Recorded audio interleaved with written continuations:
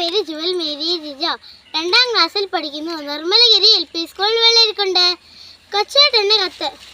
എന്നെ ഒന്ന് പ്രചോദിപ്പിക്കാമോ?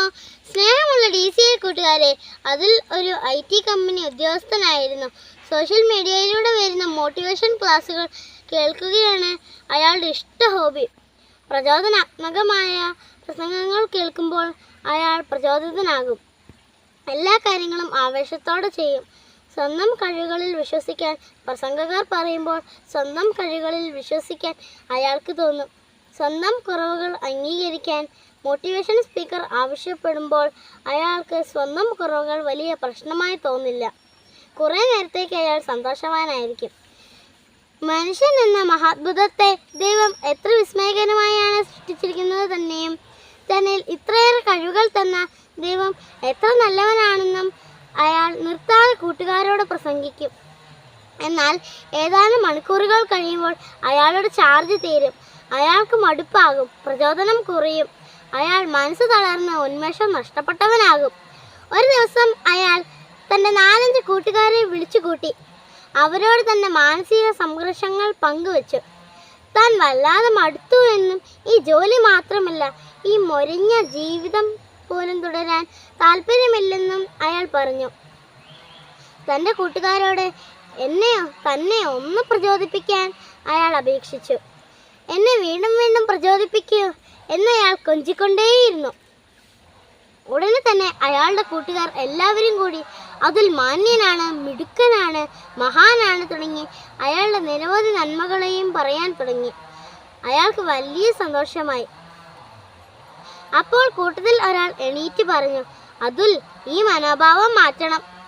നിങ്ങൾ എന്തിനാണ് എപ്പോഴും ഇങ്ങനെ മറ്റുള്ളവരുടെ പ്രശംസകളെയും പ്രചോദന വാക്കുകളെയും കൊതിക്കുന്നത്? ഇത് നല്ല സ്വഭാവമല്ല.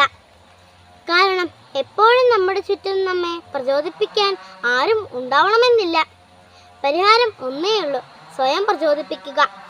ആരും പ്രചോദിപ്പിക്കാനില്ലാത്തത് കൊണ്ട് ഞാൻ ഒന്നും ചെയ്യില്ല എന്ന് പറയുന്നവന് വിഡ്ഢിയാണ്.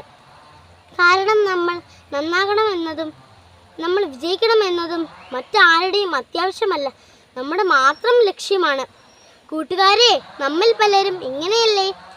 അമ്മയും അച്ഛനുമൊക്കെ നിരന്തരം പഠിക്കൂ എന്നും വായിക്കൂ എന്നും കൈയും കാലും പിടിച്ച് പറയുമ്പോഴാണ് നമ്മിൽ പലരും ശരി, ഇത്രയും പറഞ്ഞ സ്ഥിതിക്ക് ഞാൻ അല്പം പഠിച്ചേക്കാം എന്ന മനോഭാവത്തോടെ പ്രവർത്തിക്കുന്നത്. നമുക്ക് വേണ്ടത് സ്വയം പ്രചോദിപ്പിക്കാനുള്ള കഴിവാണ്. അതിന് സ്വയം അറിയുകയാണ് ആദ്യപടി. സ്വന്തം കഴിവുകളും കുറവുകളും കൃത്യമായി മനസ്സിലാക്കുക. തിരുത്താനുള്ളത് തിരുത്തുക. മെച്ചപ്പെടുത്താമെങ്കിൽ പരിശ്രമത്തിലൂടെ കൂടുതൽ മികവിലേക്ക് ഉയരുക.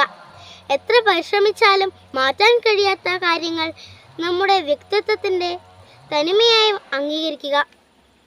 നമ്മുടെ വിജയം നമ്മുടെ മാത്രം ആവശ്യമാണ്. മറ്റുള്ളവരുടെ പ്രചോദനം കൊണ്ട് മാത്രം നമ്മൾ വിജയിക്കാനാവില്ല. മറ്റുള്ളവർ എപ്പോഴും പ്രചോദിപ്പിക്കാൻ വേണ്ടി ഇനി കാത്തിരിക്കേണ്ട. സ്വയം പ്രചോദിപ്പിച്ച് ഓരോ സാഹചര്യത്തെയും അതിജീവിച്ചിട്ടുള്ളവരാണ് ജീവിതത്തിൽ അത്ഭുതങ്ങൾ ചെയ്തിട്ടുള്ളവർ.